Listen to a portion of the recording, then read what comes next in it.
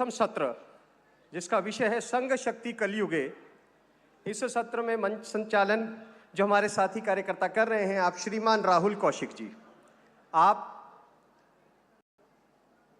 एक लेखक स्तंभकार हैं और आप दिल्ली में निवास करते हैं और आपका बहुत अच्छा अध्ययन है। तो मैं श्रीमान राहुल जी से आग्रह करता हूं कि आज के मुख्य वक्ता माननीय सुनील जी का आप परिचय करें। आप सबको नमस्कार। आज सर्दी की इतनी सुबह में आप लोग सब आए हैं। आई कैन फील कि कैसे कैसे आए होंगे, बट मुझे लगता है कि बहुत अच्छा माहौल है यहाँ 3 दिन में। आज पिछले 2 दिन में बहुत अच्छा वातावरण रहा है। तो आज ये एक बहुत ही मुझे लगता है महत्वपूर्ण सत्र होने वाला है। उसके लिए हमारे बीच में एक अत्यंत महत्वपूर्ण व्यक्तित्व विराजमान है। मैं पहले उनका परिचय कराऊंगा और फिर हम ये क्वेश्चन आंसर का एक सिलसिला प्रारंभ करेंगे। हमारे मध्य में है माननीय सुनील अंबेकर जी। सुनील जी बाल्यकाल से स्वयंसेवक हैं, संघ के स्वयंसेवक हैं। 1983 से अखिल भारतीय विद्यार्थी परिषद के कार्यकर्ता रहे हैं। आप मूलतः नागपुर से हैं और आपकी शिक्षा स्नातकोत्तर अर्थात पोस्ट ग्रेजुएट तक हुई है। आपकी पुस्तक राष्ट्रीय स्वयंसेवक संघ स्वर्णिम भारत के दिशा सूत्र हिंदी, अंग्रेजी, मराठी, तेलुगु आदि अनेक संस्करणों में चर्चित और लोकप्रिय है। आप 2003 से 2019 तक अखिल भारतीय विद्यार्थी परिषद के राष्ट्रीय संगठन मंत्री रहे। आप छात्र जीवन से ही विद्यार्थी परिषद के विभिन्न दायित्वों पर कार्य करते हुए सभी प्रमुख शैक्षणिक संस्थानों में प्रवास और वहाँ के छात्रों और अध्यापकों से संवाद करते रहे हैं और वर्तमान में राष्ट्रीय स्वयंसेवक संघ के अखिल भारतीय प्रचार प्रमुख हैं। सुनील जी, आपका बहुत बहुत स्वागत है। तो बहुत सारे प्रश्न हैं जिनको हमने न केवल स्वयं मैंने पढ़ के सोचा है और बहुत सारे युवाओं से चर्चा करके भी उनको तैयार किया है। मैं एक एक करके आपके सामने रखूंगा और अपेक्षा करूंगा कि आप उनको सबका समाधान करने का प्रयास करें। मुझे लगता है हमको समाधान मिलेगा। मेरा पहला प्रश्न है सुनील जी कि आज 100 वर्ष पूरे हुए हैं राष्ट्रीय स्वयंसेवक संघ को। एक बहुत बड़ा संगठन है और सामान्यतया एक संगठन की इतनी बड़ी यात्रा जिसमें एक संगठन के संस्थापक को का देहावसान हुए भी 60-70 वर्ष हो गए।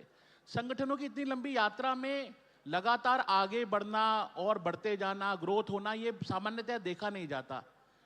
तो वो क्या कारण है कि संघ आज भी उतनी ही शक्ति से या उतनी और ज्यादा तेज गति से आगे बढ़ रहा है, एक। और दूसरा, वो क्या परिस्थितियां थी जिनको देखकर डॉक्टर हेडगेवार के मन में ये आया कि ऐसा कोई संगठन शुरू करना चाहिए?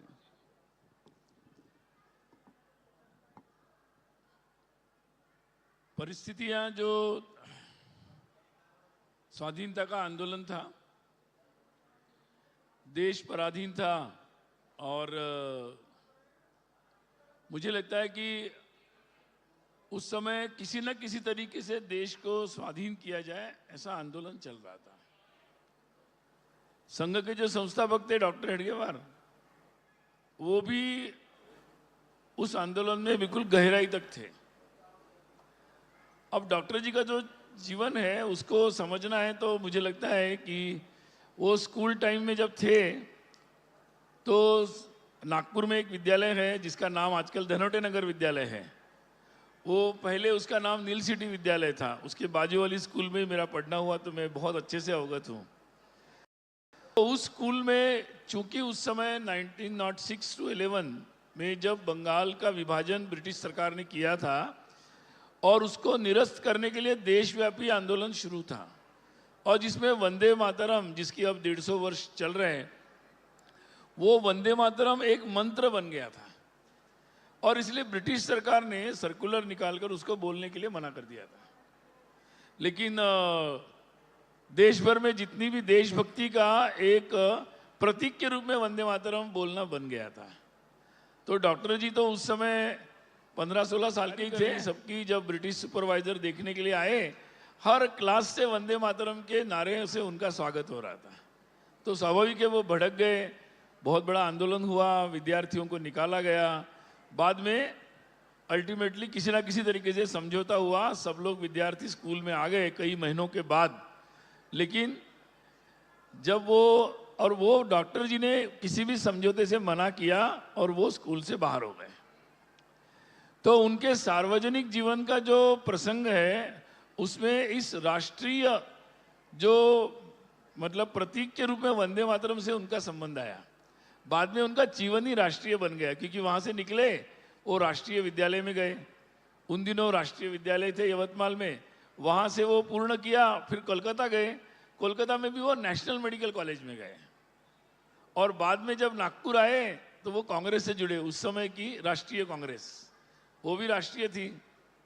और उसके बाद वो राष्ट्रीय स्वयंसेवक संघ उन्होंने बनाया। तो जो डॉक्टर जी का जीवन है वो पूरा ही एक राष्ट्रीयता से जुड़ा हुआ है, और इसलिए उनके मन में ये था कि भाई मेरा देश इतना महान देश है, लेकिन लगातार जो पीड़ा का सामना करना पड़ रहा है उसका कारण कहीं ना कहीं जहां बाहर से आए हुए विदेशी है वहीं अपने समाज की कोई कमजोरी है। और इसीलिए उन्होंने सोचा कि इसमें मुझे I need the good persons, मुझे अच्छे लोग चाहिए। और इसीलिए अच्छे लोग चाहिए तो अचानक तो नहीं मिल सकते। कोई क्रिकेटर बनाना है तो बचपन से बनाना पड़ता है। आजकल तो 12th की एग्ज़ाम पास करने के लिए भी आजकल माँ बाप बच्चों को पहली क्लास से शुरू करवा देते हैं कि भाई वो चला जाए IIT में। तो किसी को अगर देश के लिए काम करने वाला व्यक्ति बनना है, समाज के लिए काम करने वाला, देश के प्रति गर्व रखने वाला एक अच्छा व्यक्ति जो डेडिकेटेड बनाना है, तो उसकी भी प्रक्रिया बहुत गहनता से करनी पड़ेगी। केवल राजनीतिक दल में काम करने से ये नहीं होगा। और इसीलिए उन्होंने ये सोचा कि इसकी अलग प्रक्रिया मुझे बनानी पड़ेगी, और इसलिए उन्होंने राष्ट्रीय स्वयंसेवक संघ बनाया। तो इसीलिए पृष्ठभूमि तो समान ही थी कि देश को स्वाधीनता मिलनी चाहिए, लेकिन उसके बियॉन्ड जाकर देश की स्वाधीनता बनी रहनी चाहिए, और केवल स्वाधीनता नहीं, देश परम वैभव तक पहुंचना चाहिए, ये उनके मन में बात थी। और इसी एक जो तीव्रता उनके मन में थी, व्यग्रता उनके मन में थी, उसके कारण उन्हें राष्ट्रीय स्वयंसेवक संघ बनाया। अब जो आपने पूछा कि टीका क्यों, ये बात सही है कि कई बार बहुत आजकल मैनेजमेंट का बड़ा, मैनेजमेंट लीडरशिप पर बड़ी मतलब मॉडर्न एजुकेशन में भी बहुत सारी चर्चाएं हो रही है कि कौन सी लीडरशिप या कौन से मैनेजमेंट प्रिंसिपल्स ये सस्टेनेबल है। और उसमें डॉक्टर जी का ये जो संघ का जो ये उदाहरण है, जो डॉक्टर जी ने एक मैनेजमेंट प्रिंसिपल लिए जिसके कारण एक संगठन 100 वर्ष तक और व्यक्ति के जाने के बाद भी लगभग अब 85 ईयर्स हो गए हैं। तो डॉक्टर जी के कुछ अगर हम देखेंगे तो डॉक्टर जी ऐसे थे जिन्होंने संघ को प्रोसेस ड्रिवन बनाया कि भाई ऐसी प्रक्रिया बना दो कि जो प्रक्रिया चलती रहेगी और निरंतर प्रोग्रेसिव अनफोल्डमेंट होती रहेगी। मतलब वो लगातार उसमें जो जो बातें आवश्यक होगी समय के साथ जुड़ती चली जाएगी। इसलिए पहला प्रिंसिपल था कि मूल बात डॉक्टर जी तय करके गए कि राष्ट्र सर्वप्रथम है, उसके लिए काम करना है, उसके लिए उत्तम लोग बनाना है, उसकी प्रक्रिया चलनी चाहिए और सारा हिंदू समाज एक करना है। तो संगठन एक बहुत महत्वपूर्ण बात है। ये मूलभूत बातें वो करके गए, शाखा पद्धति देकर गए। उसके कारण लगातार उनके जाने के बाद भी उसी बात पर एक निष्ठा रखने के कारण लगातार संघ चलता रहा। और दूसरी बात, उन्होंने अपने ही जमाने में, मतलब उनके हाथ से तैयार किए हुए, देखिए संघ के पहले सरसंघ चालक डॉक्टर हेडगेवार थे, दूसरे श्री गुरुजी गोलवलकर थे, तीसरे बालासाहेब देवरस जी थे। अब गुरुजी गोलवलकर जी को उन्होंने ही अपने स्वयं के प्रशिक्षण में तैयार किया। बालासाहेब देवरस जी को भी उन्होंने बचपन से उनके संपर्क में आए, उनको तैयार किया।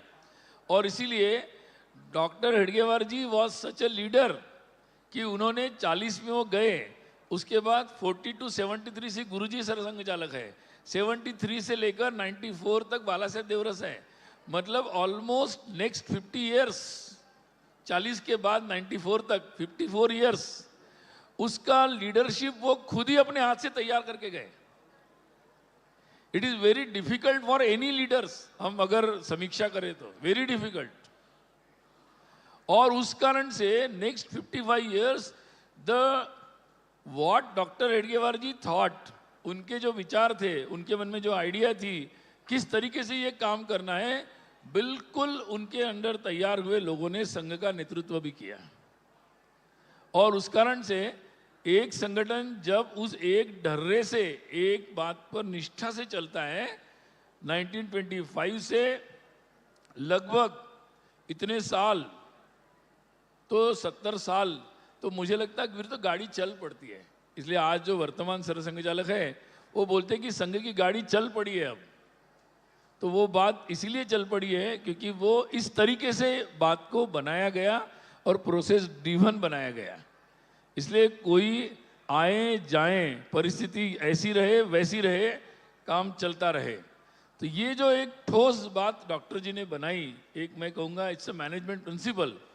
और उसके कारण आज भी जैसे हम सामान्य रूप से कहते हैं, लोग जनरली जोड़ते हैं कि परिस्थिति पर, तो हम लोग बोलते हैं कि परिस्थिति कोई भी हो, कई लोग राजनीति से जोड़ते हैं, तो मैं कहता हूँ राजनीतिक अनुकूलता आ जाए, विपरीतता आ जाए, संघ की शाखा लगती ही लगती है, काम होता ही होता है। तो ये जो एक पक्कापन बना के रखा हुआ है, उसके कारण मुझे लगता है कि संघ बना और संघ चलता रहा, और आने वाले समय में जब तक देश को इसकी आवश्यकता होगी तब तक चलता रहेगा। अब शाखा आपने बोला, तो मैं शाखा से ही जुड़ा एक सवाल पूछूंगा, क्योंकि यहाँ बहुत सारे युवा हैं, तो I am just asking some very basics. तो शाखा जैसे 1 घंटे की शाखा होती है, तो मूलतः वो 1 घंटा क्या होता है? पहला क्वेश्चन ये। दूसरा इसी से जुड़ता मेरा सवाल है कि आज के समय में जैसे देखते हैं आप कि जीवनचर्या, लाइफस्टाइल ऐसा है कि अभ्यास नहीं होता, और फिर लोग अपने अपने शहरों से दूसरे शहरों में चले जाते हैं, जॉब्स के टाइमिंग्स बड़े हैपहैज़र्ड होते हैं, तो लोगों को सुबह शाखा आने का अभ्यास नहीं होता, वो जा नहीं पाते। तो जो शाखा नहीं आ सकते लेकिन जो संघ से, संघ के काम से जुड़ना चाहते हैं, और आज के समय में ऐप्स के टाइम में, वीडियो चैट्स के टाइम में, क्या तरीके हैं जिनसे वो लोग शाखा से, संघ से जुड़ सकते हैं और इस काम में योगदान कर सकते हैं? देखिए, संघ एक कार्य भी है, एक भावना भी है, एक उद्देश्य भी है, और एक जीवन निष्ठा का विषय भी है, एक जीवन का अनुशासन भी है। तो बहुत सारे जीवन के जो मूल्य हैं ना, वो शाखा से जुड़ जाते हैं। और इसलिए शाखा, वैसे कहा जाए तो बहुत सामान्य सी बात है कि आप अपने मोहल्ले के लोग इकट्ठा आते हैं 1 घंटे के लिए, कुछ शारीरिक क्रम में अपना व्यायाम करते हैं, कुछ खेल खेलते हैं, कुछ अच्छे गीत गाते हैं, कुछ अच्छे संस्कृत के सुभाषित या कोई भी दोहे गाते हैं, बोलते हैं, महापुरुषों के जीवन को, जीवन प्रसंगों को स्मरण करते हैं, और निश्चित रूप से कोई परेड जैसी, जिसको हम समता बोलते हैं, वैसा अनुशासन का अभ्यास भी करते हैं।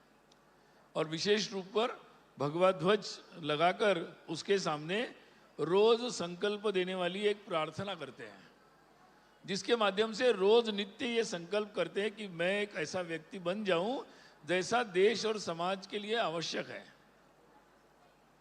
और मेरा ये संकल्प लगातार चलता रहे कि जिसमें मुझे देश को, राष्ट्र को एक परम वैभव पर ले जाना है।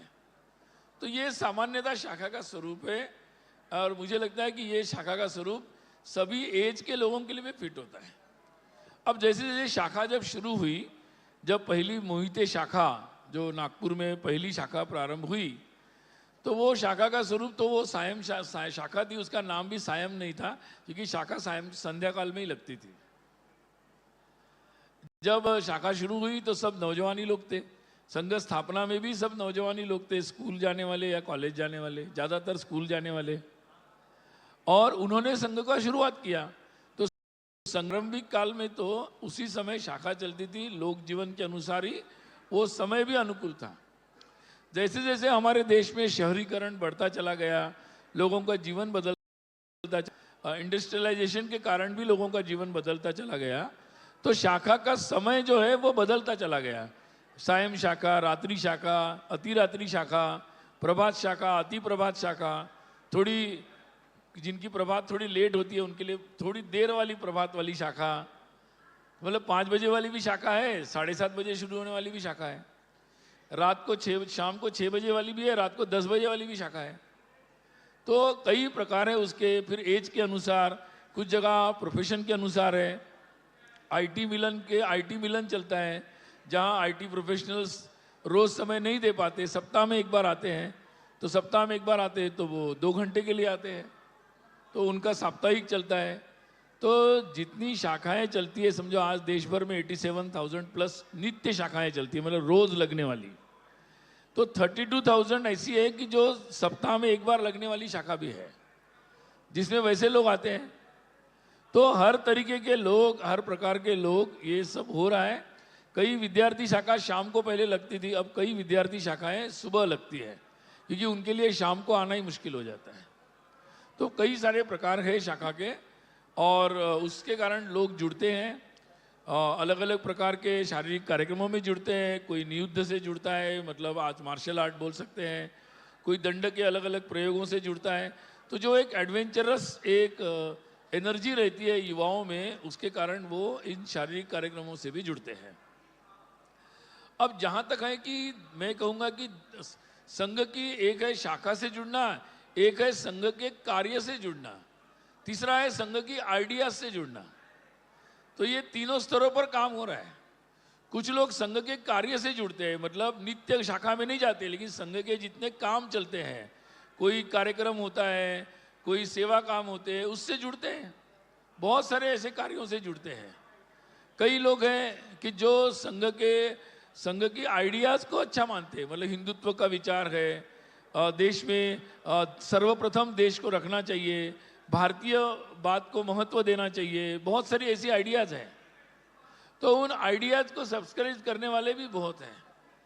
तो मैं कहूँगा, डॉक्टर जी ने भी जब कल्पना की तो उन्होंने यही कहा था कि अगर शहरों में और गांवों में 1%, 3% भी स्वयंसेवक बन जाते हैं, तो समाज में जो वातावरण हम लाना चाहते हैं वो वातावरण ला सकते हैं। तो उनकी कल्पना में भी प्रारंभ से ये था कि बहुत सारे लोग कुछ शाखा में आएंगे, कुछ कार्यक्रमों में आएंगे, कुछ सेवा कार्य में जुड़ेंगे, और कुछ लोग संघ की आइडियाज को सब्सक्राइब करेंगे और संघ से प्रेरणा लेकर जो जहाँ खड़े हैं, जिस प्रोफेशन में है, जिस संस्था में है, वहाँ वैसा काम करेंगे। तो मुझे लगता है कि आज अगर ये पूरा जोड़ लिया, और संघ के विविध संगठन में भी बहुत सारे लोग काम करते हैं, तो मुझे लगता है कि ये अगर हम विस्तार से जोड़ेंगे तो बाद में ध्यान में आएगा कि आज का जो युवा है, बहुत सारी हद तक वो भारत के प्रति स्वाभिमान रखते हुए भारत के लिए स्वयं को समर्पित करने के लिए केवल दर्शक न बनकर, not only the Spectator, observer, critical, जैसे कुछ लोग हैं आजकल केवल क्रिटिक करना आता है उनको, लेकिन ज़्यादातर युवक मुझे लगता है पार्टिसिपेट करना चाहते हैं। They want to do something good. वो रास्ता ढूंढ रहे आते हैं हमारे पास। हमारी वेबसाइट पर मतलब साल में कम से कम 1.25 लाख से ज़्यादा लोग रजिस्टर करते, जनरली युवा, कि भाई हम लोग कुछ काम करना चाहते हैं संघ का, बताइए क्या कर सकते हैं। हम उनको सभी को किसी ना किसी उनके रुचि के अनुसार काम में जोड़ते हैं। सुनील जी, अब मेरा एक और प्रश्न है युवाओं से संबंधित। बहुत सारी लाइफस्टाइल चेंजेस हम युवाओं में देख रहे हैं। वोकिज्म का प्रभाव बढ़ रहा है, खासकर यंग जनरेशन में, जिसको जेनजी या मिलेनियल्स कहते हैं। उसके साथ साथ जीवन जीने के तरीकों में बहुत तरह के बदलाव आ रहे हैं। लिव इन रिलेशनशिप्स बढ़ रही हैं, एकल परिवार बढ़ रहे हैं, जॉइंट फैमिलीज कम हो रही हैं। धीरे धीरे हम देख रहे हैं सब विवाह, लोग देर से विवाह करने लगे हैं। इस तरह की बहुत सारी चीज़ें हो रही हैं, जिसका असर एक बड़े लेवल पर समाज पर भी पड़ रहा है, समाज की साइकी पर भी पड़ रहा है। इसको संघ कैसे देखता है, और क्या संघ इसको ठीक मानता है, या इसमें कुछ सुधार चाहता है, या क्या संघ की परिभाषा है इसको लेकर? देखो, पहली बात तो ये है कि आपने जैन जी के बारे में कहा, मुझे लगता है कि हर युवा जो होते हैं वो अपने युवावस्था में 18 साल के प्लस माइनस में हमेशा क्रेजी होते हैं। एक ड्रीमिंग जो होता है, अलग तरह का सपने की दुनिया जो होती है, वो हर एक समय होती है। तो मुझे लगता है कि हर जनरेशन, यहाँ जो बैठे अलग अलग एज के, अपने अपने ज़माने में सभी जेनजी थे। उनके उस समय शायद नाम नहीं था जेनजी का, बट सभी जेनजी थे। और इसलिए हर तरह की नई चीज़ जब आती है, जब पहली पुस्तक आई होगी प्रिंट होकर, पहला चित्र आया होगा, पहला मूवी आई होगी तो ये हर चीज़ जब नई आती है तो उसकी एक क्रेज़ होती है। मुझे लगता है कि वो कोई बहुत ज़्यादा हम लोग उसको उस तरीके से सोचने की ज़रूरत नहीं है। और हमारे देश में तो जिसको हम झेंजी मानेंगे, तो जब आज़ादी का मौसम था, स्वाधीनता का आंदोलन, तो वो झेंजी आज़ादी के लिए लगी थी। जब आदेश में आपातकाल लगा तो हमारे जो युवा थे कॉलेज यूनिवर्सिटी में पढ़ने वाले, वो देश की लोकतंत्र की रक्षा में लग गए। जब 2011 में उनको लगा कि भाई करप्शन ज़्यादा हो गया, महिलाओं पर अत्याचार बढ़ गए, तो पूरी युवा शक्ति उस समय के रास्ते पर आ गई। हर समय उन्होंने जो संविधान के साथ में रखकर उन्होंने जो आवश्यक था वो परिवर्तन किया। तो हमारे देश की जो जेएनजी है वो देश के साथ है, वो संविधान के साथ है, वो रचनात्मक तरीके से परिवर्तन के साथ है। तो ये मुझे लगता है अपने देश में तो हम लोगों को मतलब ज़्यादा कुछ लोग आजकल बड़ा डराते रहते हैं, मुझे लगता है ऐसा सोचने की ज़रूरत नहीं है। हमारी जेएनजी तो एस्पिरेशनल है, बहुत आकांक्षा है उनके मन में देश को सबसे ऊपर ले जाने की। देखिए हर फील्ड में वो अपना परचम लहरा रहे हैं, तो उस एंगल से मुझे लगता है देखना चाहिए। दूसरा मैं ये कहूँगा कि जो वोकिज्म है, इसको आप बाकी सारे सोशल प्रॉब्लम से मत जोड़िए, क्योंकि लेट शादी करना और इसके परिवार के बारे में सोचना, ये सब हमारी सोशल इश्यूज प्रॉब्लम्स है, क्योंकि परिस्थिति वश वो चीज़ों को लोग सोचते हैं, उनकी अपनी परिस्थिति है, उसके कारण लोग सोचते हैं उसको, और जो ये क्रेजीनेस के कारण वोकिज्म है, उसको दोनों को मिक्स नहीं करना चाहिए। मुझे लगता है दोनों चीज़ों को थोड़ा अलग अलग तरीके से देखना चाहिए। तो ठीक है, मतलब अपने देश में ये सब बातें सामाजिक परिस्थिति से जुड़ी हुई है। दुनिया भर में जो नैरेटिव्स चलाए गए कि भाई दुनिया क्या है, जीना क्या है, सुख क्या है, दुख क्या है, बहुत सारी चीज़ें बनाई गई, डेवलपमेंट क्या है, तो उसके कारण बहुत सारे कन्फ्यूजन्स बने और हमारा देश में दुनिया भर में इस्टेब्लिश जो प्रयोग थे उसका क्रेजीनेस भी रहा। लेकिन अब मुझे लगता है लोग धीरे धीरे बातों को समझ रहे हैं। जहाँ ये बातें चल रही थी वोकिज्म वगैरह, वहाँ भी अब उसके बारे में उसके फेल्यूर्स क्या है लोगों को समझ में आ गए हैं। वहाँ की जो फैमिली प्रॉब्लम्स हुए वो वहाँ के लोगों को समझ में आ रहे हैं। और इसीलिए मुझे लगता है हमारे खासकर जो विदेश में जा रहे हैं हमारे युवा, उनको तो जल्दी समझ में आ रहा है। यहाँ बैठ के भले ही ज़्यादा बातें करते रहते लोग, लेकिन जो हमारे युवा बाहर जा रहे हैं वो जब कंपैरेटिवली देख रहे हैं तो उनको समझ में आ रहा है कि भाई in the process of development what they lost, और in the process of development what we have to retain, हमें क्या नहीं खोना है। इस बारे में बहुत अच्छे तरीके से साफ हो रही है बातें। बस मुझे लगता है हमें पहले ही डिस्कार्ड नहीं करना चाहिए कि जेएनजी ऐसी है वैसी है। हमें उनकी प्रॉब्लम समझकर उनके साथ बात करनी चाहिए और उनको रास्ता दिखाने के लिए या उनको जो भी रास्ता वो ढूंढ रहे हैं उसको ढूंढने में मदद करनी चाहिए। तो मुझे लगता है कि अगर हम समाज इसके लिए, पेरेंट्स, समाज के सभी लोग ये करते हैं तो धीरे धीरे हम ये सारी प्रॉब्लम्स के सॉल्यूशन करेंगे। परिवार का साथ मिलेगा तो शादी कब करना, व्यवसाय कौन सा करना, कौन सा करियर लेना, कैसे होना, ये सब चीज़ों को हम धीरे धीरे सॉल्यूशंस कर सकते हैं। तो मुझे लगता है कि परिस्थिति थोड़ी गंभीर हुई है, कुछ प्रॉब्लम्स आए हैं, लेकिन अभी भी परिस्थिति को हम सब मिलकर थोड़ा पॉजिटिविटी के साथ उसको ठीक कर सकते हैं। बस हमें अपने युवाओं को भरोसा रख के उनसे बात करनी चाहिए। सुनिए, मेरा अगला सवाल एक बहुत इम्पोर्टेंट सामाजिक विषय को लेकर है, जो है जाति। आजकल जाति को लेके बहुत फॉल्ट लाइन्स बढ़ाने के अलग अलग तरह के प्रयास भी हो रहे हैं। तो और जाति सच्चाई भी है समाज की, तो लेकिन जो यंग जनरेशन है जनरली वो बहुत ज़्यादा जाति से अपने को रिलेट करता नहीं है और लेबल्स से बहुत बचने की कोशिश करता है। और मैं देखता हूँ, हम सुनते हैं संघ के बड़े नेताओं के भाषणों में जनरली कि वो एक बड़ी व्यापक हिंदू पहचान की बात करते हैं, which will act as a overpowering all other labels. तो वो हिंदू आइडेंटिटी को आप कैसे डिफाइन करते हैं? वो क्या है? What is that Hindu identity that you think कि जो इस पूरे जातीय विभेद के ऊपर कवर करके और उसको एक सामान्य एक पहचान देने का प्रयास करेगी? देखो, हिंदू जो है ये हमारी एक सांस्कृतिक पहचान है और वो सांस्कृतिक पहचान हमारे राष्ट्र से जुड़ती है। हजारों साल हमारे पूर्वजों ने इसी बात का प्रयास किया कि कैसे हम सकारात्मक रहे, कैसे हम सबको अपना मानकर सबको जोड़कर रखें। तो हिंदू का अर्थ ही है कि be connected, you are connected.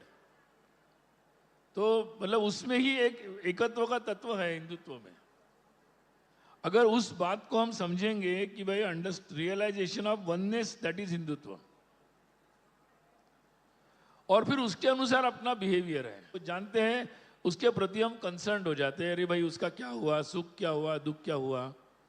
तो ये जो हमारा एक व्यवहार बदलता है जानने के बाद, तो वो सतत जानना, सबको जानना, सबके प्रति अपनी आत्मीयता को बढ़ाना, उसके अनुसार अपना व्यवहार तय करना, ये वास्तव में व्यवहारिक हिंदुत्व है।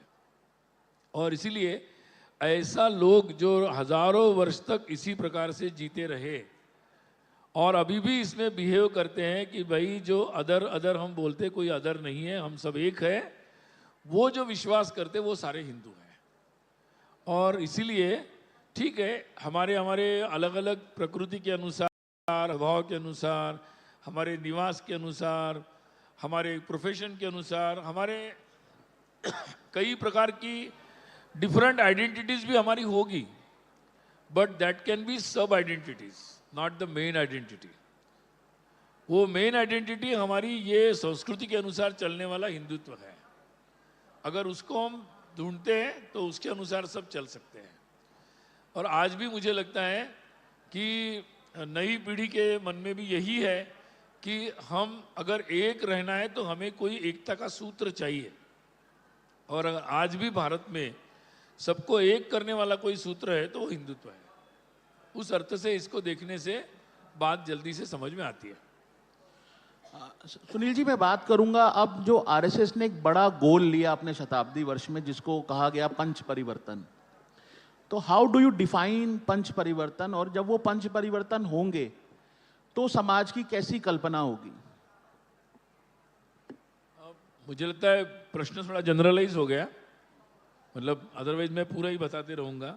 लेकिन अगर संक्षिप्त में बोलना है तो समाज परिवर्तन जो है, क्योंकि देखिए अभी जैसे हर युवा के मन में, हर समाज में रहता है, हर परिवार के मन में कि अपनी परिवार में अच्छी व्यवस्था बन जाए, अच्छे सुख आ जाए, घर में बच्चों का भविष्य अच्छा बन जाए, आपस में रिश्ते अच्छे रहे, समाज में जाए तो समाज में अच्छा वातावरण मिले, सुरक्षित वातावरण मिले, एक स्नेह का वातावरण मिले, ये एक अपेक्षा रहती है, अच्छा पर्यावरण मिले। और ये सब इसलिए हमारा केवल व्यक्तिगत जीवन नहीं होता है, पारिवारिक जीवन नहीं होता है, हमारा एक सार्वजनिक सामूहिक जीवन भी होता है, एक राष्ट्र जीवन भी होता है। और इसीलिए वो सामाजिक परिवर्तन केवल सरकार के द्वारा संभव नहीं है, केवल राजनीतिक दल के द्वारा संभव नहीं है, केवल सेवा कार्य से संभव नहीं है। तो वो सामाजिक परिवर्तन में हर एक व्यक्ति कैसा सोचता है, फिर हमारा सामूहिक व्यवहार कैसा होता है, मतलब एक सोसाइटल बिहेवियर कैसा होता है, वो बहुत इम्पोर्टेंट है। और इसलिए हमारी सोच के अनुरूप अपना बिहेवियर हो तो फिर हम लोग उस तरीके से अपने परिवर्तन, और इसके लिए बहुत सारे परिवर्तन हमें करने पड़ेंगे, केवल कानून से नहीं बदलेगा या सरकार की नीतियों से सब कुछ नहीं बदलेगा। तो social transformation goes only through the societal efforts. तो इसके लिए ये मंच परिवर्तन की बात की गई है। अगर हमारे परिवार में बहुत अच्छा वातावरण चाहिए, हमारे रिश्ते अच्छे चाहिए, हमारे रिश्ते दूरी तक चलने वाले चाहिए, विवाह जीवन पर्यंत चलने वाला हो, प्रेम का संबंध शुद्ध रूप से आत्मीयता से हो, बच्चों के अपने माँ बाप के साथ, माँ बाप के बच्चों के साथ, तो ये जो रिश्ते हैं हमारे, उन रिश्तों को अगर अच्छा बनाना है तो परिवार प्रबोधन, इसके लिए परिवार को ही प्रयास करना पड़ेगा। तो इसके लिए पंच परिवर्तन में परिवार को क्या करना चाहिए, कम से कम सप्ताह में एक बार एक साथ भोजन तो आराम से करना चाहिए। ये सिंपल प्रयोग है, लेकिन आजकल मैं जब भी विदेश के किसी भी व्यक्ति से मिल रहा हूँ, चाहे यूरोप के हो, जापान के हो, कहीं के भी हो, सब लोग बोलते हैं कि आपका संघ का ये जो कार्यक्रम है ना, ये तो हमारे देश में भी लागू करना चाहिए, मेरे परिवार के लिए भी ज़रूरी है। तो मुझे कई लोग मिलते हैं बाद में, वो बोलते हैं कि ये प्रयोग हमने अपने घर में भी प्रारंभ कर दिया। तो ये परिवर्तन जो ये भारत में परिवर्तन होगा, लेकिन ये परिवर्तन का लाभ पूरे विश्व को मिलेगा।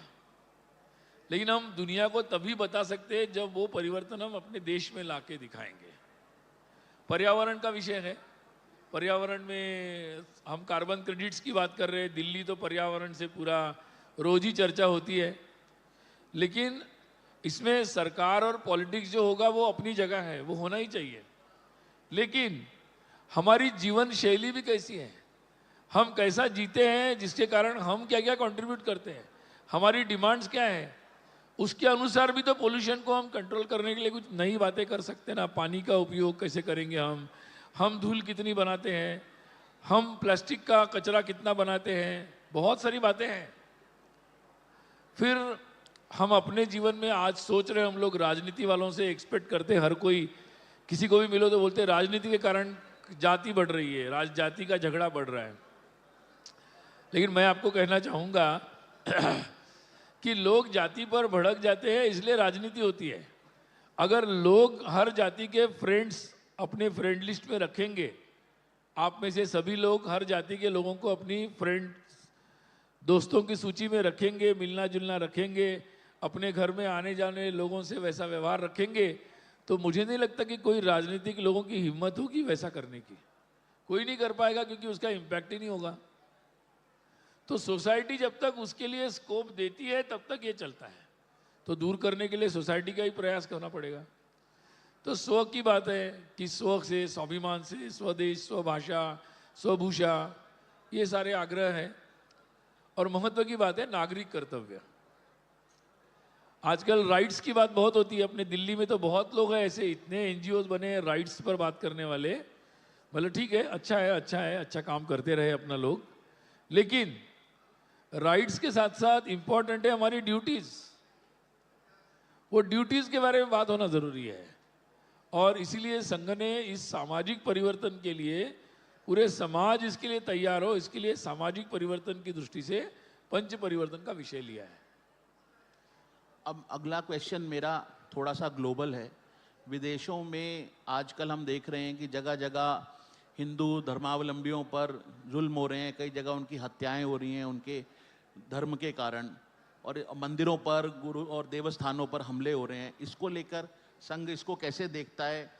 और एक जो बड़े स्तर पर एक नैरेटिव चलाने का प्रयास हो रहा है, और जिसमें संघ की छवि को एक हिंदू नेशनलिस्ट एक्सट्रीमिस्ट ऑर्गेनाइजेशन के रूप में पेंट करने का प्रयास होता है, इसको आप कैसे देखते हैं? और इसको काउंटर करने के लिए आपको क्या लगता है कि क्या होना चाहिए?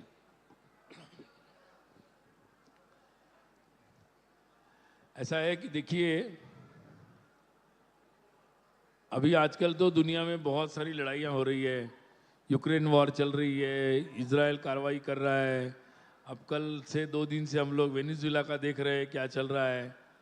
तो दुनिया में बहुत सारे लड़ाइयाँ, मनमानी, वायलेंस हो रहा है। जगह जगह टेररिज्म भी चल रहा है। अभी कई दुनिया के ऐसे बड़े शहर हैं जिनके मेयर्स चुने गए, वो क्या क्या अपने भाषणों में बोल रहे हैं, वो भी हम देख रहे हैं। तो दुनिया एक अलग तरीके की जो हिपोक्रेसी में चल रही थी, वो हिपोक्रेसी अभी एक्सपोज हो रही है। और उसके कारण बहुत सारी बातें लोगों को समझ में आ रही है। ऐसे समय जब भारत और हिंदुत्व, उसका जो संदेश है वसुधैव कुटुंबकम का, सभी धर्म और पूजा पद्धति के लोग एक साथ कैसे रह सकते हैं, इसका जो संदेश है, वो संदेश और वो धारणाएं कि भाई कोई काफिर नहीं है, कोई व्यक्ति ऐसा नहीं है, हम सभी तरीके से जा सकते हैं, ये जो विचार है, ये जो हिंदुत्व का विचार है, इसकी ज़्यादा ज़रूरत है मुझे लगता है। और इसीलिए दुनिया में एक तरफ पुराने समय से ना समझने वाले लोग हैं, लेकिन अब समझने वाले लोग भी बहुत हैं। इसलिए लोग योग को ले रहे हैं, आयुर्वेद को ले रहे हैं, लोग अभी कुंभ में आ रहे हैं।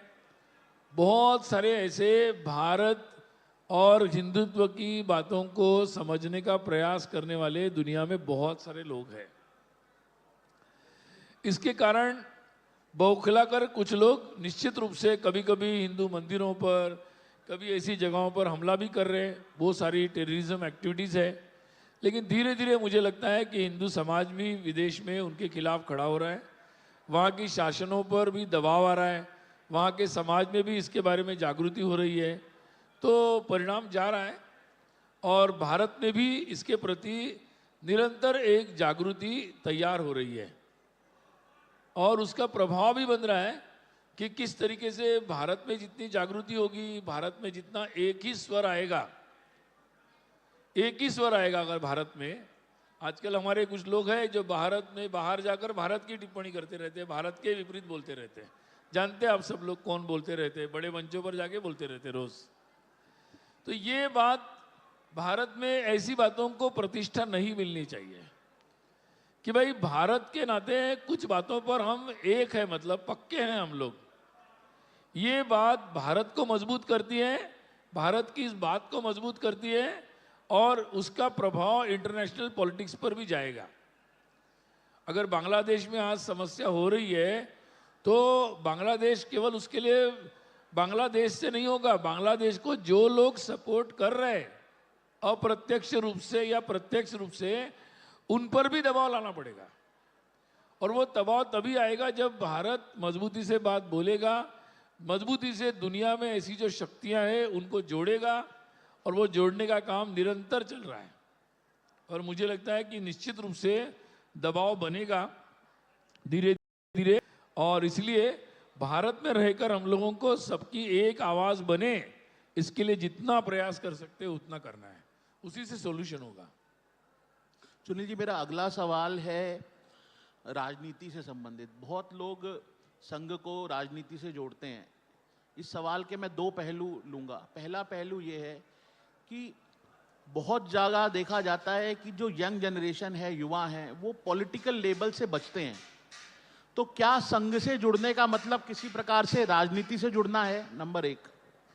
नंबर दो, अगर हम देखते हैं कि एक तरफ संघ अपने आप को बोलता है कि एक कल्चरल ऑर्गेनाइजेशन है, दूसरी तरफ हर जगह जनरल नैरेटिव में संघ को भाजपा से जोड़ा जाता है, तो ये किस प्रकार का संबंध है और आप इसको कैसे डिफाइन करते हैं?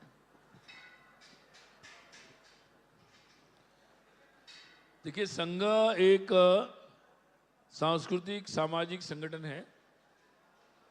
ऐसा है कि अगर डॉक्टर जी ये मानते कि राजनीति से ही परिवर्तन करना है तो वो राजनीतिक पार्टी बना देते, या तो कांग्रेस में काम करते हैं या राजनीतिक पार्टी बना देते हैं। लेकिन उनके बात ध्यान में थी कि भाई मुझे एक निरंतर चलने वाली ऐसी सामाजिक प्रक्रिया को लाना है जिससे अच्छे लोग तैयार होंगे और अच्छे कामों को प्रोत्साहन मिलेगा, और जो राजनीति से निर्धारित नहीं होगी बातें, वैसा संगठन बनाने से ही काम होगा। और इसीलिए उन्होंने संघ बनाया है, और संघ 100 वर्षों के बाद भी उसी बात पर कायम है। अर्थात जब संघ की ये प्रक्रिया बढ़ेगी, चलेगी, तो उसका परिणाम जीवन के हर क्षेत्र में आएगा। हर एक की भाषा बदलेगी। आज देखिए, राम जन्मभूमि आंदोलन जब प्रारंभ हुआ तो सभी राजनीतिक दल की भाषा कैसी थी? वकील लोग कैसे कहते थे न्यायिक प्रक्रिया में? मीडिया क्या लिखती थी? विद्वान क्या बोलते थे? दुनिया क्या बोलती थी? लेकिन जब लोक जागरण हुआ और सब लोगों ने राम मंदिर के विषय को भारत की अस्मिता से जोड़ा, तो अब देख लीजिए अब क्या माहौल है। मीडिया की भाषा बदल गई, राजनीतिक दलों की भाषा बदल गई, सबकी भाषा बदल गई, और राम मंदिर की प्राण प्रतिष्ठा भी हो गई। तो सामाजिक दृष्टि से जो काम है, वो संघ का जो उद्देश्य है वो लोक जागरण है, लोकमत परिष्कार है। देखिए, मैं तो ये कहता हूँ कि अगर संघ का तो ये मानना है कि अगर लोगों ने कोई बात को तय कर लिया, फिर तो आपको वो काम बीजेपी क्या कांग्रेस भी कर लेगी, कम्युनिस्ट पार्टी भी कर लेगी। लोगों की इच्छा होनी चाहिए। और इसलिए संघ का जो मुख्य कार्य का भार है वो एक सोशल कैपिटल बनाना और एक पब्लिक कॉन्शियसनेस बनाना। अगर वो बनेगा तो अपने आप ये काम होते चले जाएंगे। तो संघ ज़्यादातर उसी बात पे है। संघ के स्वयंसेवक हर जगह काम करते हैं। वो मजदूर क्षेत्र में मजदूर संघ में है, राजनीति में बीजेपी में है, स्टूडेंट्स में एबीवीपी में काम करते हैं, तो समाज जीवन के हर क्षेत्र में जाकर स्वयंसेवक काम कर रहे हैं। इसलिए राजनीति जो है, राजनीति अपने आप में आज राजनीति प्रभावी हुई है। स्वयंसेवक जिस पार्टी को चलाते हैं वो पार्टी सत्ता में है, तो लोग हर तरीके से उसकी समीक्षा करने का और समझने का प्रयास कर रहे हैं। मुझे लगता है कि लेकिन अगर संघ को समझना है तो बीजेपी के द्वारा समझना मुश्किल होगा। संघ को संघ के द्वारा ही समझेंगे तो ये पूरा एक जो संघ का दर्शन है तभी समझ पाएंगे कि भाई किस तरीके से बॉटम अप, जिसको बोलते हैं टॉप टू बॉटम नहीं, नीचे से जो समाज में ही एक विषय पर सहमति बनाकर परिवर्तन की ओर जाना, ये जो संघ की प्रक्रिया है, अर्थात समाज जीवन में जितने भी काम होते हैं उनसे संघ समन्वय रखता है, बीजेपी से भी रखता है, बीजेपी या सहित सभी लोगों में जहाँ स्वयंसेवक है उनसे समन्वय रखता है। और मुझे लगता है कि आने वाले समय में आज केवल बीजेपी समझो संघ के आइडियाज को सब्सक्राइब कर रहा है, मैं आगे जाकर ये कहूँगा कि भारत में कोई भी दल ऐसा नहीं होगा जो संघ के आइडियाज को सब्सक्राइब नहीं करेगा। सभी करेंगे आने वाले समय में, क्योंकि वो बात संघ की नहीं है, वो देश की है, वो धर्म की है, इस मिट्टी की है। और इसलिए धीरे धीरे सभी उसी लाइन पर आएंगे। सुनील जी, आज का अंतिम प्रश्न है मेरा। और अभी हम लोग इस दृष्टि से हर एक पार्टी में जो जहां ऐसे लोग हैं उनसे भी संपर्क रखते हैं। सुनील जी, आज का मेरा ये सत्र का अंतिम प्रश्न है। आपकी पुस्तक भी है जिसमें आपने भविष्य के सूत्रों की चर्चा की है, तो जो संघ का मैं ये जानना चाहता हूं कि भारत को लेके विजन क्या है, एक दूसरा जो डॉक्टर जी ने जो 100 साल पहले विजन देखा था, आप क्या देखते हैं कि कितना वो अब तक पूरा हो पाया है, और भविष्य को लेके अगर हम इसको देखें तो भविष्य की दृष्टि संघ की भारत को लेके और विश्व को लेके कैसी है?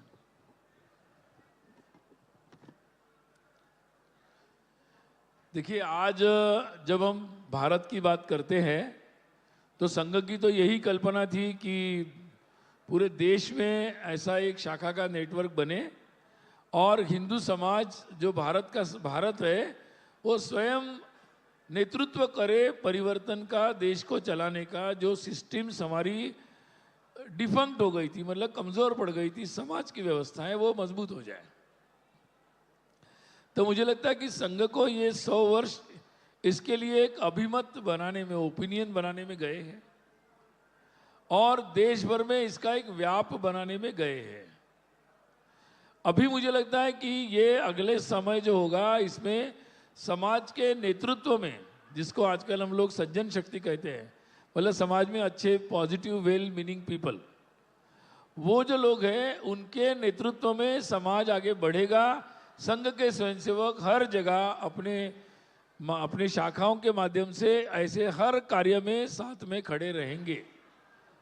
जहां if you have a team we have a theme, if you have a theme we have a team. इस फॉर्मूले से जितने भी लोग सामने आएंगे, किसी थीम के साथ आएंगे तो हम टीम जोड़ देंगे, टीम लेकर आएंगे कि भाई काम चाहिए, क्या काम करे, तो हम थीम उनको दे देंगे काम की। तो ये आने वाले समय में एक व्यापक परिवर्तन देश में होगा, क्योंकि समाज ने अब इस विषय को पकड़ लिया है। तो मैं देख रहा हूं कि एक ऐसा भारत जो पहले से भी अधिक समृद्ध होगा, जहां भी अभाव है उन अभावों से मुक्त होगा, स्वाभिमान से युक्त होगा, जहां भी दुनिया भर में एक विश्व की कल्पना होगी, लेकिन विश्व को जीतने की नहीं, विश्व को कल्याण करने की कल्पना होगी। समृद्ध इतना होगा कि आप लोगों को एक्सचेंज वगैरह नहीं करना पड़ेगा, आपका रुपीज ही आप जहां लेके जाओगे चल जाएगा। आपको हमारा पॉलिटिकली इतनी मजबूती होगी कि हमारा वीसा की जरूरत ही नहीं पड़ेगी, आपका पासपोर्ट ही वीसा बन जाएगा। इतना अगर मुझे पूछेंगे आप आइडिया क्या है आपकी, तो हमारी सैन्य शक्ति इतनी होगी कि कोई ये आजकल जो चल रहा है हमें ऑपरेशन सिंदूर वगैरह करना पड़ रहा है, उसकी भी जरूरत नहीं पड़ेगी, क्योंकि जो ऐसे काम कर रहे हैं उनका क्या होगा वही देखना पड़ेगा, मतलब वो ही नहीं रहेंगे। तो इसीलिए दुनिया का जो पूरा चित्र है वो जब ये एक सात्विक शक्ति मतलब भारत हिंदुत्व जागृत होगा तो दुनिया का चित्र अलग होगा। अभी जितने भी रिसर्च हो रहे हैं तो वो रिसर्च दुनिया विश्व के कल्याण के लिए होंगे, डिस्ट्रक्टिव काम नहीं होंगे। और इसलिए पॉलिटिकली, सोशली, मिलिटरीली, जीवन की दृष्टि से और हिंदुत्व की दृष्टि से ये जो आज लड़ाइयाँ हो रही है मत पंथ के नाम पर, अगर हिंदुत्व का वो बात होगी तो पंथ तो कई होंगे, भगवान भी कई होंगे, लेकिन एक साथ जीने का मन बनेगा सबका। आज दुनिया में जो कई मत संप्रदाय धर्म है कि जिनको दूसरों के साथ रहने का मन ही नहीं है, उनमें सुधार होंगे और वो सुधार होकर, अब ये किसी को कल्पना लग सकती है लेकिन युवा वही होता है, जैसे स्वामी विवेकानंद कहते हैं कि जो सिंह की तरह योजना बनाता है, ये सोचता है। तो डॉक्टर जी लिखते थे स्वयमेव मृगेंद्रता, मतलब ऐसा एक भारत जिसमें ऐसा पुरुषार्थ हो, ऐसे पूरा इस तरीके के भारत की एक कल्पना परम वैभव में है। और उस दृष्टि से भारत कैसा तैयार हो, तो ये केवल संघ से तैयार नहीं होगा, समाज के परिश्रम से होगा, हर परिवार के परिश्रम से होगा। और इसीलिए हर परिवार ऐसा सोचे, हर व्यक्ति ऐसा सोचे, हर नौजवान ऐसा सोचे। इस दृष्टि से इस प्रक्रिया में संघ लगा हुआ है।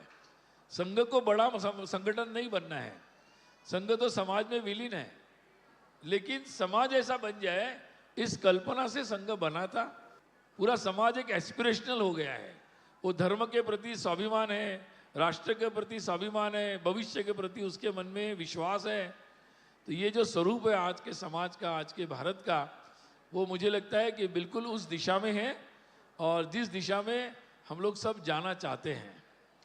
तो आज मुझे लगता है कि जब 100 वर्ष की संघ यात्रा को मुड़कर देखते हैं, तो जिस दृष्टि से संघ बना था कि समाज में ऐसी एक ऊर्जा बने, तो मुझे लगता है कि आज उस ऊर्जा को हम लोग किसी न किसी तरीके से हर क्षेत्र में हम उसको देख रहे हैं। हर क्षेत्र में वो एस्पिरेशन हम लोग देख रहे हैं, वो संकल्प देख रहे हैं, वो संकल्प शक्ति देख रहे हैं, वो प्रयास दिख रहे हैं। तो यही मुझे लगता है आज का भारत है और इसी में एक उज्जवल भारत का भविष्य हम सब देख सकते हैं।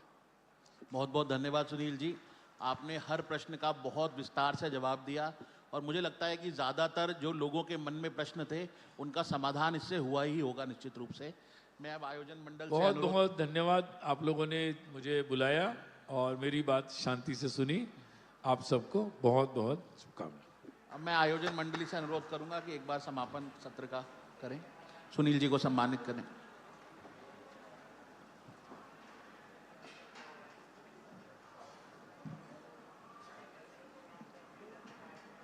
सत्र की समाप्ति की ओर बढ़ते हुए हमारे आदरणीय अतिथि श्री सुनील आम्बेकर जी को सम्मानित करने हेतु अब मैं मंच पर आमंत्रित करती हूँ आदरणीय मनमोहन जी को, जो सुरुचि प्रकाशन के ट्रस्टी हैं तथा वर्तमान में दिल्ली प्रांत यंग प्रोफेशनल कार्य प्रमुख का दायित्व संभाल रहे हैं। माननीय मनमोहन जी।